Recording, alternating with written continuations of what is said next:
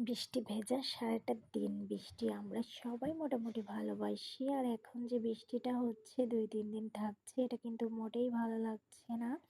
হঠাৎ করে বৃষ্টি আসবে যেটা আমার খুব পছন্দ। আর ২-৩ দিন বৃষ্টি থাকার কারণে বাচ্চারাও বোর হয়ে যাচ্ছে এবং ওরা কিন্তু ঘরে থাকতে চাচ্ছে না। ওরা চাচ্ছে মাঝে, মাঝে একটু বাইরে বের হবে, কিন্তু বৃষ্টির জন্য একেবারেই পাচ্ছে না।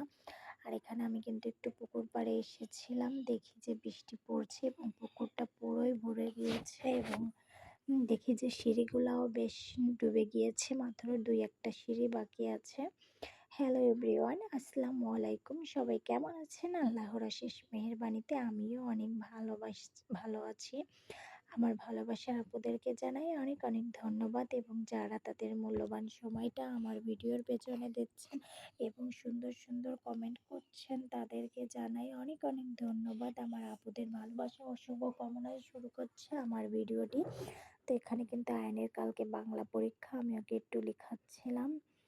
আর ওকে বলছিলাম যে, "বাবা কালকে আমরা বাবাদের বাসায় যাব, যেহেতু ২ দিন পরে ওর ম্যাথ পরীক্ষা, যে কারণে ভাবলাম যে ওর বাবার এখান থেকে একটু ঘুরে আসি।"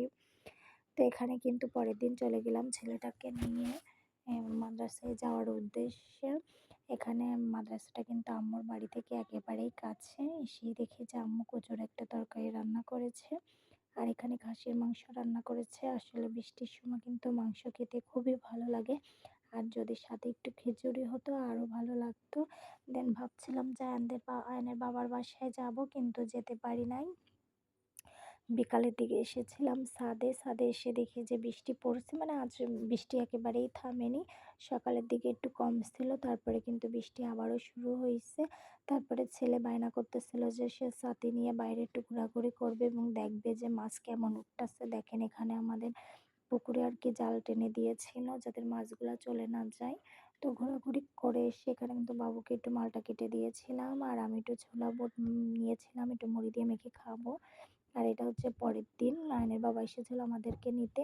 এখানে কিন্তু আম্মু একটু গুড়ের পায়েস রান্না করেছিল এবং ওর জন্য একটু পিঠা বানাইছিল। বৃষ্টির দিনে কিন্তু পিঠাও খুব ভালো লাগে।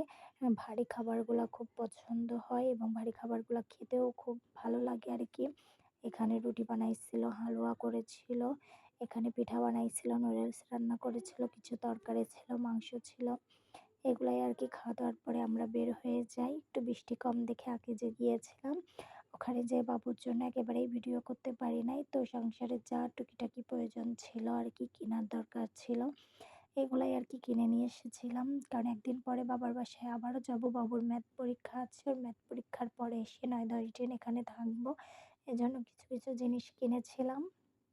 আর এখানে ছেলের বায়নার জন্য একটু বেশি, বেশি জিনিস কিনা লেগেছিল, যেহেতু এই যে পামরুটি এটার কিন্তু প্রয়োজন ছিল না, কিন্তু বার্গারের রুটিটা হলেই হয়ে যেত, যেহেতু আমরা একদিন পরে আবারও আম্মুর বাসায় চলে যাব।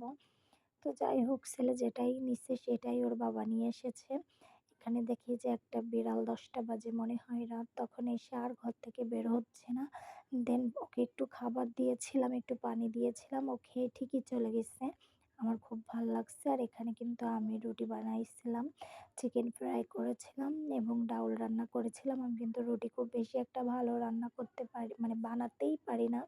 এটা একটু কেমন, কেমন হয়ে যায়। তারপরেও চেষ্টা করেছি, আস্তে, আস্তে অবশ্যই পেরে যাব। আর এখানে কিন্তু একটা ইঁদুর বেঁধেছিল। আয়নের বাবার প্যান্ট কেটে দিয়েছে ইঁদুরে, যে কারণে সে মেশিন কিনে নিয়ে এসেছে এবং যেদিনই মেশিনটা পাতিছি সেই দিনই একটা ইঁদুর বেঁধেছে। দেখে খুব ভাল লাগতেছিল। এই যে আবারও আম্মুর বাসায় চলে এসেছি। আম্মু জানের বাবা আসছে শুনে হঠাৎ করে এখানে খাসির মাংস, মাছ ভুনা, ডিম রান্না করেছিল। উনি এটা খেয়ে অফিসে চলে যাবে। কথা বলতে, বলতে ভিডিওর একেবারেই শেষ পর্যায়ে চলে এসেছি। সবাই ভালো থাকবেন। আমিও আমার পরিবারের জন্য দোয়া করবেন। আল্লাহ হাফেজ। আসসালামু আলাইকুম।